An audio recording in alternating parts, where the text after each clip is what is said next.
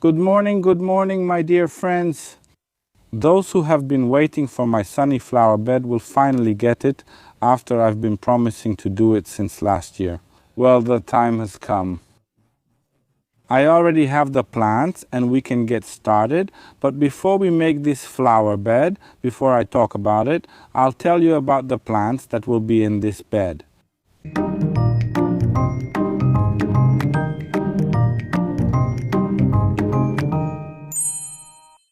If you want to stay up to date with how this flower bed changes, of course I encourage you to subscribe to this channel if you haven't already.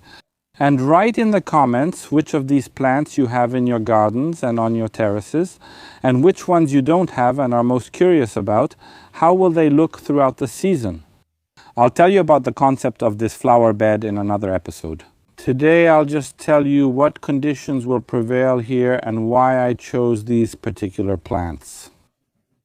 First of all, this is a very sunny flower bed and a bit drier than all the other flower beds in my garden. The plants I chose for this flower bed can easily be in full sun and light shade. And they can also easily grow in flower beds that are more sandy and have less water. So that was the key to choosing these plants. Another key point is that I wanted this flower bed to be in shades of lilac, violet, soft pink and brightened white and blue, because I already have part of the bed done in these colors.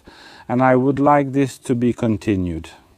Another key feature is that besides these plants, some from the previous flower bed will also be included, because I will simply be transplanting them to create a nice mix. As I mentioned, I will talk about the plan in the next video.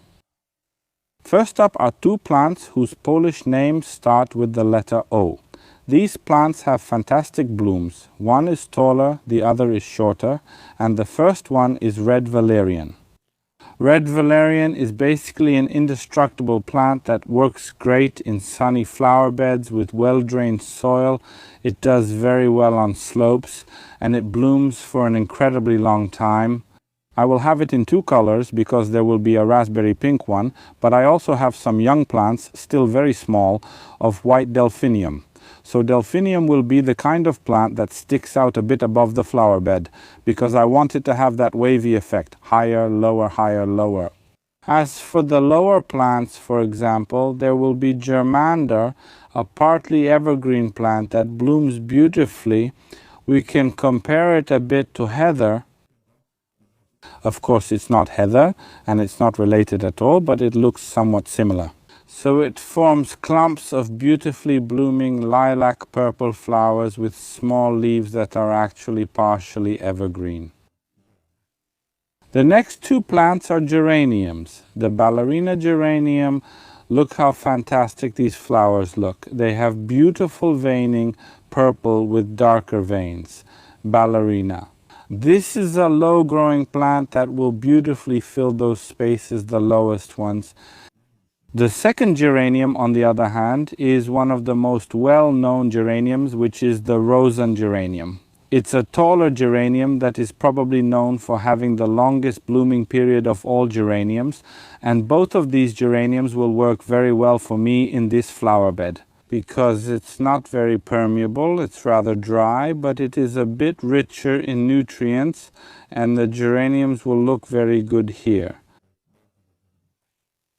We already have plants that bring color, so now I would like to introduce you to plants that will give a bit more of a rustic character, but also add a touch of coolness. So plants that are gray-silver. I have Louisiana wormwood, which will grow to about 60 to 80 centimeters with single beautiful long stems in a loose form in exactly that silvery gray color. And all kinds of so-called frosts. Look how nice this Dusty Miller will look, Dusty Miller, especially in my region when you plant it. This is actually a perennial plant because it winters beautifully and it has fantastic velvety leaves in a kind of steel gray color, a bit bigger, a bit more fleshy. And the third plant is unfortunately a plant that doesn't really survive the winter here, the so-called Dusty Miller. Angel wings. So look, this is also a dusty miller with the largest leaves of them all, creating the boldest form, but just look how beautiful they are. I will try to plant it every year, and maybe I'll even try to overwinter it, we'll see. But these are exactly the plants that will add a bit of gray to this flower bed, and I think they'll work great. Write in the comments which of these 3 gray plants you liked most. Artemisia or one of the senecios, and which one exactly.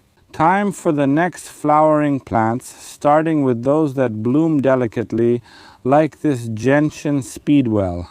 Well, I fell in love with it at first sight once, and I've always wanted to have it in my garden, and now is finally the time. Fantastic tiny flowers that are basically white with little purple streaks and a delicate yellowish center. It's going to be very subtle. It looked good. I only have one, so when planting I'll probably divide it because it will definitely look nice in a bigger cluster. Gentian speedwell is one of the plants. I also have some phlox that I grew myself, just a little because I got some cuttings from friends. Phlox lilac, which is generally a color that matches the whole set of phloxes. They have the biggest flower presence of all the plants I have here and will provide the most color. But look, over there were small flowers, here they were a bit bigger but with green leaves. And I have the obedient plant, but in a variegated form it's already beautiful on its own because of those leaves. Different leaf colors, green in the middle, creamy on the outside, and delicately pink. Unfortunately, or maybe fortunately, it doesn't spread like the classic obedient plant, which I can't handle. In the garden, it will grow more slowly, but it will look beautiful, shooting up in a columnar form among the lower plants. And speaking of lower plants, I'll show you the next ones I've prepared here in a moment. The next plants will make up the intermediate layer, meaning those up to 40 centimeters tall. Sea thrift. It's called ballerina red, although red, well, it's not really that red, it's more raspberry colored, but look, beautiful rosettes, blooming beautifully along the edges. Somewhere along the line, it will be planted along a line, you might say. That's the next plant. This is veined verbena, which is a shorter cousin of the Patagonian verbena. Yes, it grows to about 40 centimeters, dark purple, but it beautifully covers the ground, so it's completely different from that thrift, which grows in clumps. Here you'll get a nice ground cover effect.